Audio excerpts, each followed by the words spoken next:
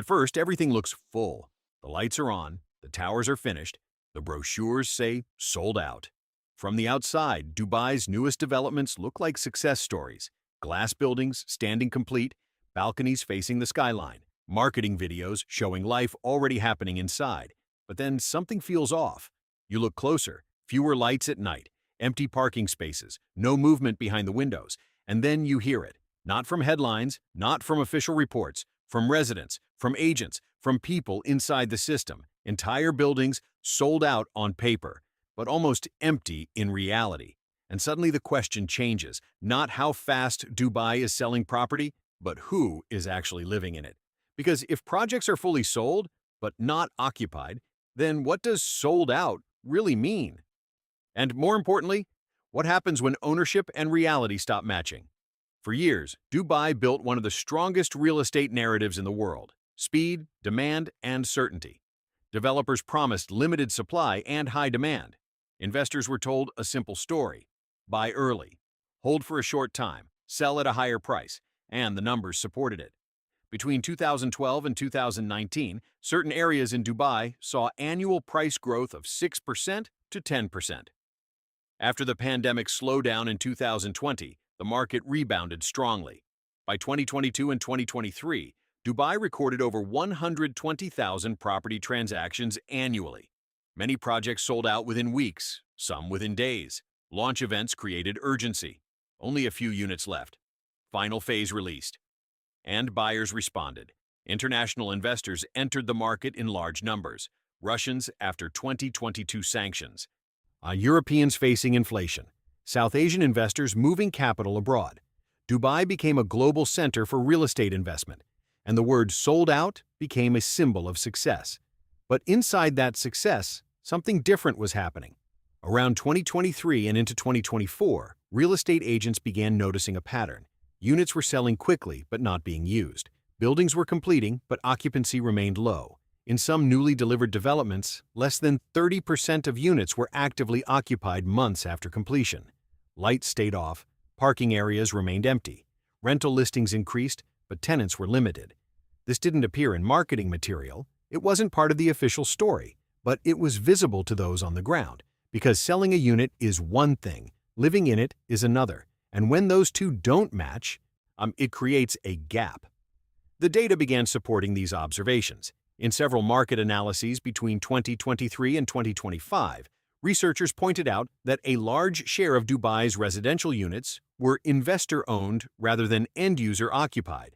In some luxury developments, that figure reached over 60% to 70%.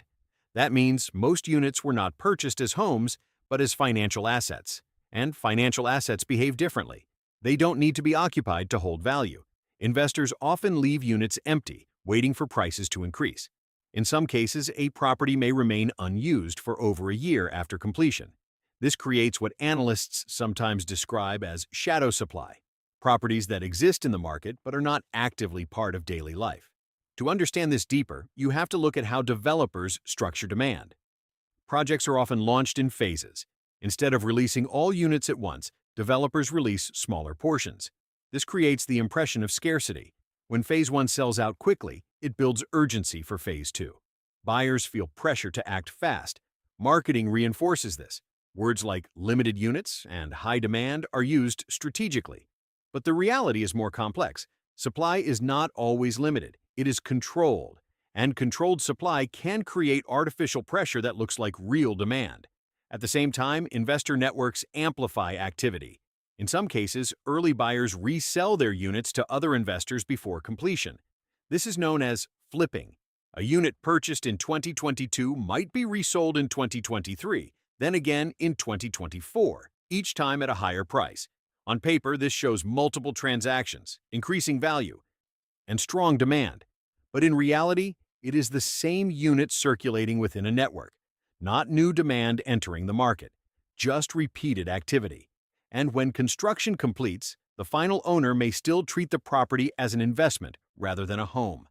Another layer comes from short-term rentals. Platforms like Airbnb became popular in Dubai, especially after 2021. Many investors assumed they could generate higher income through short-term stays instead of long-term tenants. And for a while, this worked. But as more units entered the short-term rental market, competition increased. By 2024, the number of short-term rental listings had grown significantly, reducing average occupancy rates. Some units remained vacant for long periods between bookings. This added another dimension to the occupancy gap. Many properties were not fully empty, but they were not consistently occupied either. There is also a financial angle that is often overlooked. Holding a property in Dubai comes with ongoing costs. Service charges in many developments range between 12 to 25 AED per square foot annually. For a 1,000 square foot apartment, that could mean 12,000 to 25,000 AED per year. Add maintenance, utilities, and potential vacancy periods, and the cost increases further.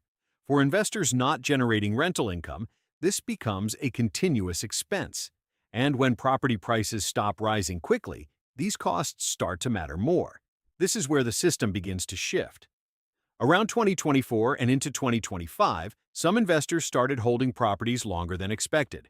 Others began listing units for sale at the same time. This increased available inventory.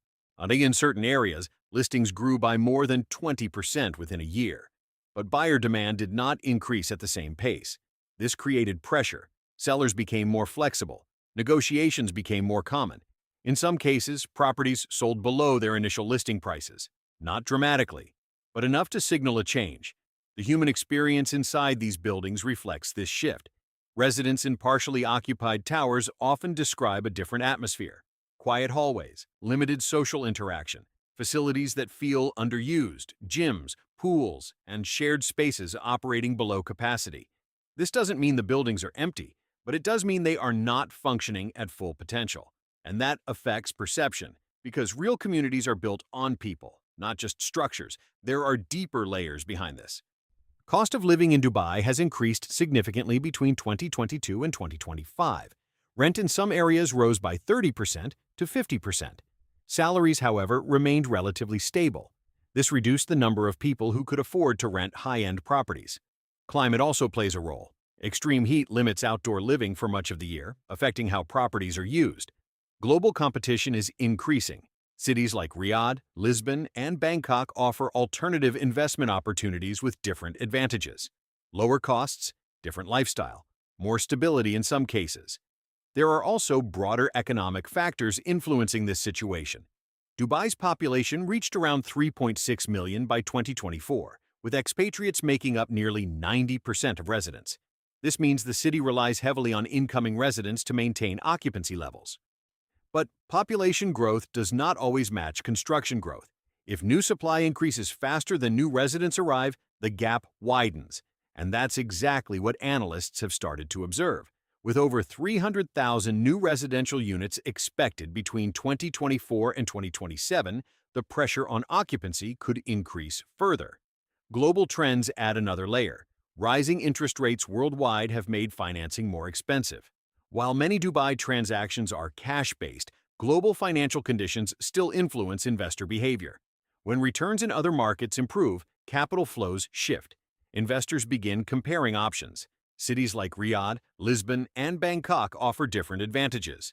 Lower entry costs, different lifestyle options, alternative investment opportunities. Dubai remains strong, but it is no longer the only choice. This pattern is not unique to Dubai. Similar dynamics have appeared in cities like London, New York, and parts of China. Investor-driven markets where ownership grows faster than occupancy. The difference is scale and speed. Dubai's growth is faster, more visible, and more concentrated, which makes these patterns easier to see once they appear. And then there is perception. Because markets are not driven only by data, they are driven by belief. For years, Dubai's real estate market benefited from strong global perception, a place of growth, opportunity, and stability.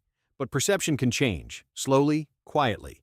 And when it does, behavior follows. Buyers become cautious, sellers adjust expectations, and the system begins to rebalance. This does not mean Dubai is collapsing.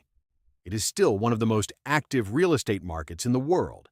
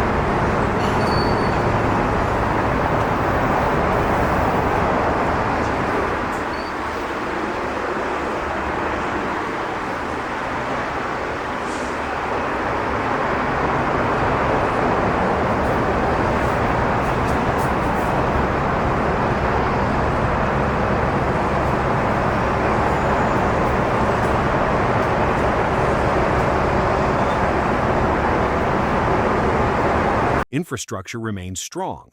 Connectivity remains unmatched. Investment continues to flow. But what is changing is the nature of demand. It is becoming more selective, more cautious, more tied to real usage rather than pure speculation. Because in the end, the difference between a strong market and a fragile one is simple: real demand versus perceived demand. And when you look at sold-out projects that are not fully occupied, you start to see that difference more clearly. So now, the question becomes more important than ever. Not how many units are sold, but how many are actually lived in. Because buildings don't create cities. People do. And if the people are missing, then what exactly are we looking at? So what do you think? Is this just a normal phase in a fast-growing market, or a sign that something deeper is changing? Would you invest in a property that is sold out, but not fully occupied? Write your thoughts in the comments below. And if you want more real, simple, and deep breakdowns like this, make sure to like and subscribe. Because sometimes the biggest truths are not hidden. They are just hidden in plain sight. And once you see them, you can't ignore them anymore.